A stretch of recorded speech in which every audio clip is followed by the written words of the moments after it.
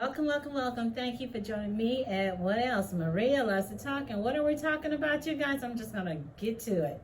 Yes, I am still doing a continuation of predator pastors. That's right. Men and some women of God, or they're supposed to be women of God, men of God, who are pedophiles, werewolves, wolves, foxes, coyotes, rabbit, beasts, in sheep clothing. So hey, if it's something that you're interested in, stick around. You know the drill. Get you some healthy snacks. Come on back. Click like and subscribe. If it's something that you're not interested in, it's scary. It's sad, which it is. It's sad. There's a billion videos out there, you guys and gals. So go ahead and enjoy yourself with other videos, or you can, hey, make your own video. That's what's so great and awesome about YouTube, because it's free. It doesn't cost you anything. So hey, without further ado, let's get started with my last of this video. This church program is accused of abusing teens with extreme boot camps, fight nights, and shame. What happens in this program stays in this program, one mother said. Former interns were told. So they had a little fight thing going on. Okay, I think I remember this. This is from, I think, May 2021. Teenagers pitted against each other during fight night staged by a youth pastor running a Christian leadership training program.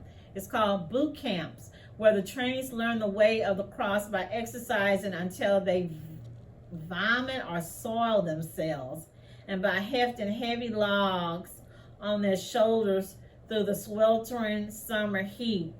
Participants who are black are suspected of being gay, being taunted with racist and homophobic slurs, and female interns being fat shamed. Ooh, wow. I never even heard of these people.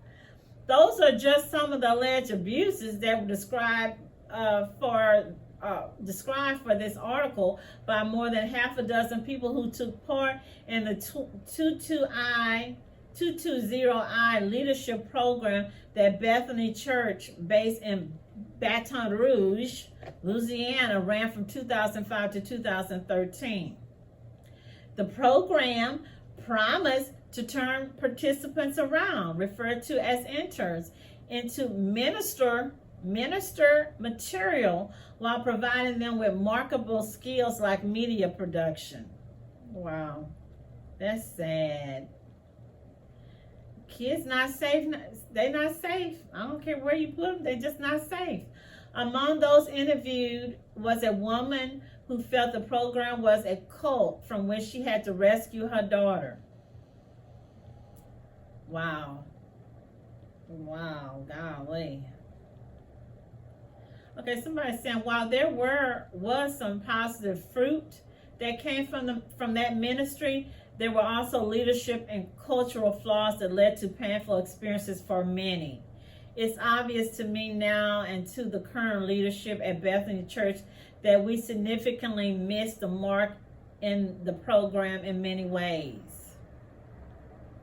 They said the ringleader was his older brother, Joel, who tormented the interns with the help of aides known as second years, as well as Joel's late wife, Amy, and his current wife, Amy. Boy, he hurried and replaced his first wife with a new woman. Founded by the Stockstill brothers' grandfather, Roy, in 1963, the non-denominational Bethany Church grew from having Sunday services in the living room of the family home into one of the biggest mega churches in the country. That's pretty good. I mean, it seemed like it was pretty good. It has more than 8,000 members spread across 5 campuses in Louisiana, and is opening another in New Orleans, and runs a television ministry and supports missions at home and abroad. There were people who commented on Jonathan Stockstill's Facebook, praised him for the apology. So he's apologizing. I guess again, like I said, these people don't want lawsuits. So they're talking about more than 100 men and women have organized survivors groups and they meet online. They said the 40-year-old pastor is trying to preserve his public image as a hip preacher who relates to the younger people and who is also the frontman for a rock Christian band called Deluge. I see it as damage control, says someone, Gummy Laurel, 34, a Texan who took part in the Timberland program in 2007-2008. It looks like he's trying to shift the blame away. The leadership at the time, he was the leadership at that time. Laurel said God-fearing teenagers like him who were raised in ultra-conservative churches were easy prey for the Stockstill family. It was a cult mentality, said Laura, adding that for them, the biggest punishment was being expelled from the program because then you would just be essentially excommunicated. They've got dorms in Malaysia. Wow, they reckon some money in. Okay, the program wasn't cheap. Either the former intern said tuition was in the first years around $5,000 for the program, which ran from August through June, and that didn't include food, travel, or living expenses. Oh, wow.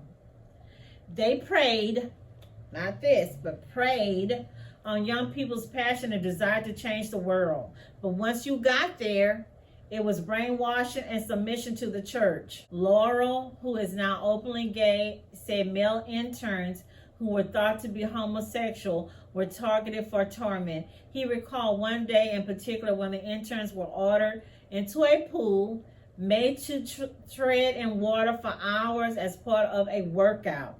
Some of the program's leaders zeroed in, targeted a teenager who had displayed less traditionally viewed masculine behaviors. They will be calling him F, and they were spraying water from a hose into his mouth while he was trying to tread water. The former interns also said Joe Stockstill and his aides openly used the N-word and belittled the black interns as thugs. The church insisted it has opposed racism since our ministry began. Yeah, right. Mental abuse. The interns were also made to participate in marathon praying sessions at night, especially in 2007-2008 when Amy Stockstill was battling cancer. Linville said they were made to take part in the 24-hour prayer nights for her recovery, and when she died, they were blamed. You guys didn't have enough faith for her to be healed, Linville recalled being told. Looking back now, they were all hurting and they were taking it out on us. That's cold. That just, cold-hearted. They saying that they even had made the people, boy, they were taking advantage of these kids. I don't know why the parents wasn't listening or what. The intern said they were also pressured by program leadership to pitch in for extravagant gifts for Joel and Amy Stockstill on their birthdays, like a $500 gift card to Anthropology for her, and courtside seats for the Lakers Los Angeles games for him. Each year there was something new for us to buy them, all while Joe and his wife both drove Escalades on a penthouse in West Palm Beach and were flaunting designer clothing. Boy, these people, they are work. And at the end of the day, what I'm seeing with a lot of these big mega churches, and I hate to say it, it seems to be more, again, about the money. It's about the money. I've seen so many, since the COVID restrictions has uplifted or went down, I've seen so many church services on TV, whatnot, on Facebook, where they're asking people to donate money, tithes and offering. I'm seeing so many quotes in scriptures. You don't know. Look, watch some of these programs and you'll see it's more talks about giving money, donating money, than talking about healing, talking about husband-wife relationships, talking about relationship with the kids, talking about or they will talk about the abortion. Then you got another group I noticed, they're talking about the COVID and talking about Dr. What's his name? Dr. Rauchi or Dr. Pauci? Talking about the COVID, talking about, how it's a scam. But golly, they're not talking about this. They're not talking about this abuse. They're not talking about none of that. Not to mention other group asking you to donate money to India, donate money to Africa, and we find out in a lot of cases they're not even giving that money to those people. They're probably giving about 15% of it to mission work. Moving on, let me stop the fussing and the yapping. Former Jefferson County pastor charged with S abuse and SOD. And it ends with MY. I'll leave it at that. Jefferson County, Alabama, former pastor at Jefferson County Church is charged with S abuse and SOD after 2 adult victims came forward claiming he abused them as children. The Jefferson County Sheriff charged Reverend J. Strickland, a UAB nurse, anesthesiologist, and former administrative pastor at Sharon Heights Baptist Church in Brookside, with 2 counts of S abuse and 1 count of first-degree SOD. This man's a nurse. He's a nurse, you guys. Can you imagine? I mean, I wonder if he's abusing people in the hospitals. Strickland's on administrative leave pending investigation. I'm gonna have to go back and see what happened. Sergeant Jack Self, SELF, said the investigation was launched in April after a male victim came forward and reported he had been abused by Strickland when he was a child. The victim is now an adult and lives in another state. During the investigation, detectives learned a second victim, a female. She reported being abused as a child as well. She is now an adult and lives in another state. Okay, so they posted him on a $70,000 bond and he was released the same day. Strickland's LinkedIn profile lists him as a certified registered nurse anesthesiologist at UAB Hospital and director of medical and security ministry at Sharon Heights Baptist Church, and EMS officer with the Warrior Fire Department. Sharon Heights Senior Pastor Reverend Terry Trivet, says Strickland is no longer at the church either. The firm of Jaffe and Drennan is representing Strickland. Attorney Richard Jaffe said the allegations against Strickland claim the incidents happened 7 or more years ago. Jay is deeply distressed and shocked about these unproven allegations, said Jaffe. Jay has resigned from his volunteer leadership position with his former church. Again, he's a lawyer. As they say, snake oil salesman. They got to do their job, right? Lie for their client. That's what they get paid for, allegedly. Moving on. Tampa pastor accused of MOLES, and you can fill in the rest, of his foster children. This is current, March 21, 2022. The man looked like about 100 years old. So again, he's been doing this for a long time, and I do not understand how did it go on that long, because I know people who try to be foster parents and couldn't be foster parents for all kind of dumb reasons. You got too many kids already. You don't make enough money. Your house isn't big enough. The person didn't get along or had issues with the caseworker or whatever, or the trainer. Okay, so here, 81-year-old Tampa pastor is in jail after being accused of molesting girls he took in as foster children, according to the Tampa police. Jesus Manuel Castellano Mojica was a pastor of Grace Church of the Nazarene, which, according to public records, is located at a home on Wallace Avenue. I've never been, I know it's wrong to say it, a fan of people having church in the home, unless you're just having a little small Bible study, but actually having a church in I've never been a fan of that, and I'm not a big fan of home care, daycares or child cares in the home. Sorry, I'm just keeping it real.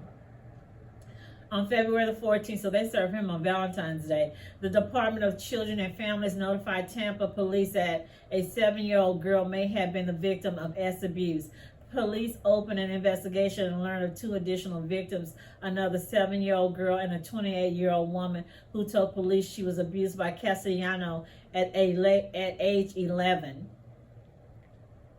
At age 11, she told them, but I wish she could have told them a long time ago, so that all these other stuff could have been prevented. Police said Castellano served as a foster parent for all 3 of the victims.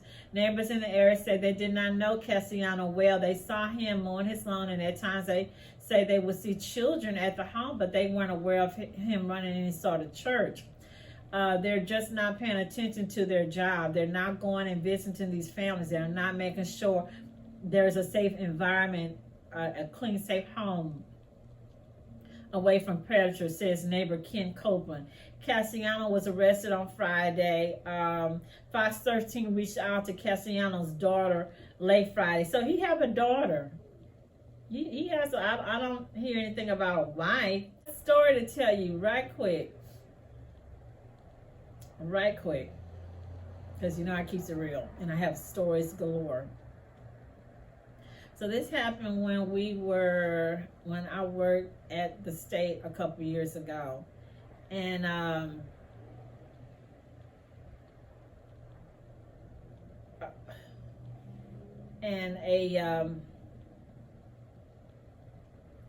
customer came in. She brought all 5 of the kids. And she had her husband with her. She just got married. I don't know what had happened. I don't know if her sister had passed away or the sister was locked up in jail. But they were trying to get food stamps, and she said that she just wanted to get the food stamps for the 5 kids. It was 4 boys and 1 girl. I think that by the look of them, they looked like they were all under 10. And the little girl had to be no older than 5. She had to be between 5 and 6, cute as a button. So the woman just kept, I'm going to keep it real, y'all, because I don't know how to do nothing else but keep it real. She was just acting a fool. You know, acting a fool. Everything was about me. Not me, but her, me. I just married this guy. I just married. We newlyweds. I can't take on this responsibility. You guys, you the state of Texas. Y'all won't give me no food stamps. Y'all won't give me no food stamps. Y'all won't do this. If y'all won't do that, I'm not keeping these kids. I don't want these kids in my house. I'm gonna take them to CPS. I'm gonna let CPS have them. I'm thinking, I wasn't working with her. But I had went around, because you know your girl's nosy. I've always been nosy. So I went, turned around, pretend I was walking out the back door to go to the little restaurant that was connected to our building. And I kind of like look, kind of glance. And she just going on, nice looking couple. They were both professionals. So, I mean, hey, you know, you just going to have to cut some coupons, you know. You might have to go to the food bank, but he had a good job. I don't know if they both were teachers, but they were professionals. Somebody was a teacher, and I think somebody was, I don't remember exactly, but they had good jobs. They were degree professionals. And it was a young black couple, not middle age. They were either in their late 20s or early 30s. So the girl that was working with them, I should say girl, she was studying to be going to seminary school, married with 2 small kids, and she came by me, and she was like, she said, this is just really bothering me to see this woman acting this way, and she's saying this in front of these kids. And then our manager came by, trying to help kind of calm down everything. She was real active in the church, blah, blah, blah. And make a long story short, they left. Didn't hear nothing. I don't even think it was 6 months, really. The girl came back, the same caseworker, and she was like crying. My manager, who was hardcore, she was even tearing up. My other assistant manager, she was a little older Asian lady, Miss, I think her name was Miss Van or Win. She was a sweetheart. She was tearing up. So you got 3 or 4 women tearing up. So what happened? Homegirl back, and she's telling them that the foster home they had put all the kids in, that the woman was a black lady. I don't know if she was married, but she left out the most important thing, is that she had a son that was coming to the house. So she left the son to babysit. And this old buckaroo, this old perverted, demonic, diabolical, nasty devil, he molested the little girl and gave her herpes. And so CPS, you know how these child protective services, they call this chick back. And I don't think it was, how should I say it? It was OR. It was OR. It wasn't the other, but it was still, you know, a molestation. Because now, not only did you do that, you done gave the child herpes of the mouth. Yeah, I said it. Okay. And I was angry. You know, I was angry because if you, the sister, and your new husband would have not been about me, and took these kids in like you should have done, none of this would have happened. But then going back to these people who want to be foster parents, and y'all know that everybody in your family or whoever comes to your house have to be vetted. So meaning if you are a foster mom or potential foster mom and you've got 2 friends that come to your house all the time, they got to be vetted. Meaning they have to be investigated. You got a son or adult kids, they have to be investigated.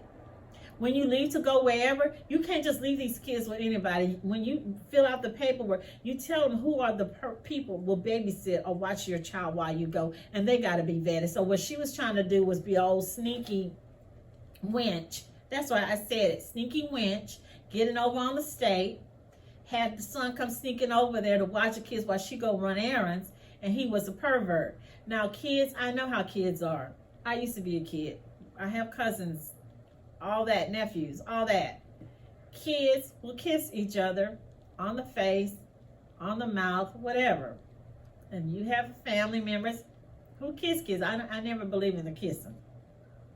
But you have family members who will kiss a child on the cheek, the whatever. But yeah, she was the Annie was all about the food stamps. You automatically get Medicaid.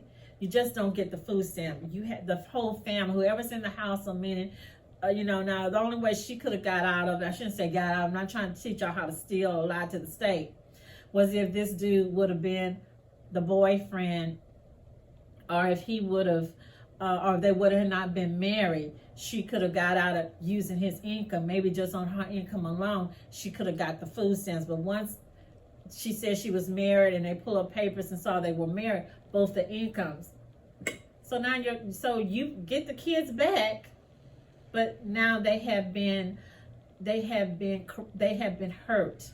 They have been violated. So now you got to deal with all that. You got to, now it's been a double impact, because I don't know where the mom, the dad, and then now they go to a home where they're supposed to be protected, nurtured, and loved, and they are exploited, okay? And now that same Annie got it, and we already saw how she acted, okay? When she saw that she couldn't get the stamps, she's hooping and howling, carrying on, and having a fit in front of the kids. I'm gonna give them away. Can you imagine you're a kid, your mom or dad has already died or passed, or maybe in jail, and you hear somebody say, if I don't get this, I'm gonna give them away. I'm gonna drop them off. Can you imagine that? And then you go to a home where you're supposed to be protected, and the lady leave and have her old nasty old freaking funky son in the house doing that. It's horrible. I don't know what happened, but I sent out prayers, love, and support and healing. It's to all the children of the world. It's horrible. We're getting close to the end, you guys. Dallas police advanced sexual assault case against Duncanville pastor. This is from 2022, January. A criminal case involving sexual assault allegations against Dallas megachurch pastor has been referred to Dallas prosecutors, according to the Dallas Morning News.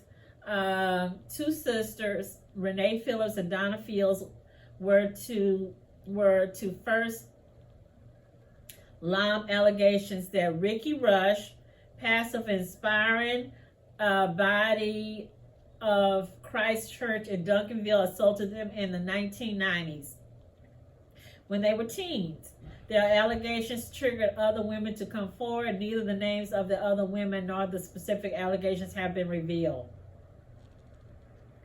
Rush, who is 61, has denied the allegations and has remained pastor of the church and been caused to resign. His attorney on Monday supplied Dallas police with results of a polygraph taken last year that reportedly read, "No deception detected." I got a long story about polygraph because they're not 100% accurate, depending on certain situations. And with this man here, I just saw it somewhere else. This was thrown out. He wasn't indicted. He wasn't indicted, y'all. It was thrown out. It was dismissed, or however you call it. Moving on. August 2022. Current. And no, I'm not speculating, okay? I'm not speculating, okay? Ex-pastor men facing battery charges in church investigation scheduled for court appearances. 3 old diabolical devils, tramps, wicked old devil rejects. Okay, Paul Dyal was a pastor of Jacksonville Assembly of the Body of Christ on Old Kings Road. He was arrested on charge of capital sexual battery during a coordinated raid on the church in March.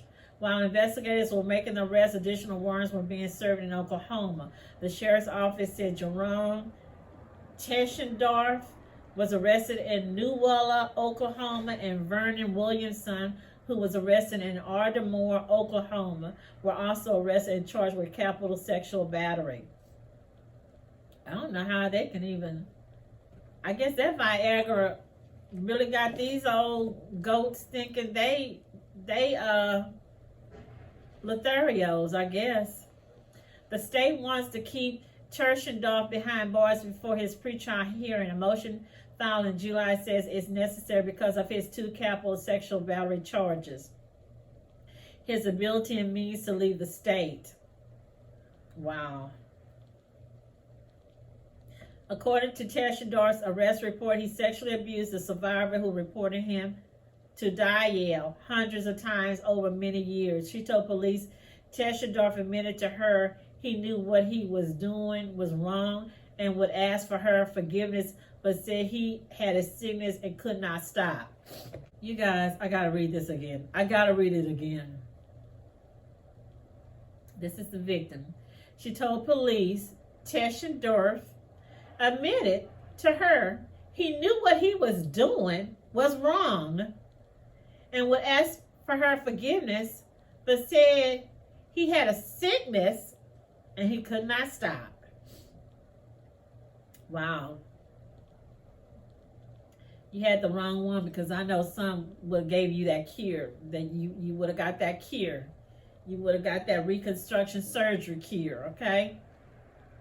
She said when she told Dyal about the abuse, Dyal said her brothers and family would have no food, and her mother would be on welfare if Teschendorf went to jail. Due to that pressure, the survivor told the state prosecutor she did not want anything done. The survivor later shared more details with police, saying that Teschendorf forced her to do his laundry, iron his clothes, and if she did not do the task to his standards, he would punish her with S abuse, more S abuse. She also told police he threatened her with physical punishment if she would not perform SX. Ooh, wee. They were all in on it together. Oh, Billy Goats. Look what his lawyer's saying. The other one, Dyal, 78, is scheduled to appear in court. His attorney has filed motions to set bond, citing health concerns of his client, including a history of heart trouble, long-term COVID, and that he isn't getting the medicine he needs in jail. He gonna get her medicine. Big Bubba and Tyrone gonna give him that medicine he need in jail. They gonna get him. Another former member of the church, Williamson, is facing 5 counts based on accusations from 3 people. According to the warrant, a woman told police that what started as a lewd molestation eventually turned into actual RAP. She told investigators the warrant states that Williamson took pictures of her dressed only in a diaper, and said he would use the photos against her if she told anyone about the abuse. These some shown up devils. Ugly, evil, wicked, nasty, funky, demonic, low lives. I don't know if is there any wives or are there any kids. I don't know. I don't know this lady here, if she was like the other lady, if she was mentally impaired or something or what. It's just horrific. It's horrific. Pastors, and they're doing way more than misbehaving badly. They are diabolical. And again, people. See something, hear something, say something. Call that 911, call that CPS. Let somebody know something, because it's not fair for other innocent people to end up being victims when all this stuff could have been cut out way back 5 years ago, 10 years ago, 20 years ago. So, hey, leave me those comments, lift these people up in prayers. Healing, physical, emotional healing, spiritual healing. Again, I want to thank you for joining me at What Else? Maria Loves to Talk. Stay healthy, happy, and blessed. Thank you.